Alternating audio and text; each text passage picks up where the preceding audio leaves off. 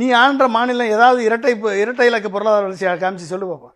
குஜராத் காமிச்சிருக்கா, இல்லை சத்தீஸ்கர் காமிச்சிருக்கா, யூபி காமிச்சிருக்கா, இல்லை மத்திய பிரதேசம் காமிச்சிருக்கா, இல்லை ராஜஸ்தான் காமிச்சிருக்கா? பிஜேபி ஆளக்கூடிய மாநிலங்கள், இரட்டை இன்ஜின் சர்க்காரோடு இருக்கக்கூடிய மாநிலங்கள் ஏதாவது இரட்டை இலக்க பொருளாதார வளர்ச்சி காமிச்சிருக்கா?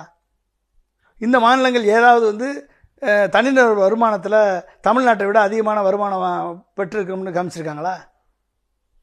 அப்போ பிஜேபி ஆளணும்னு நினைக்கிறியே. நீ பிஜேபி ஆண்டு கொண்டு இருக்கக்கூடிய மாநிலங்களில் இது வரைக்கும் தமிழ்நாட்டை மிஞ்சி நீ ஆட்சி நடத்தி காமிச்சிருக்கியா? சொல்லு.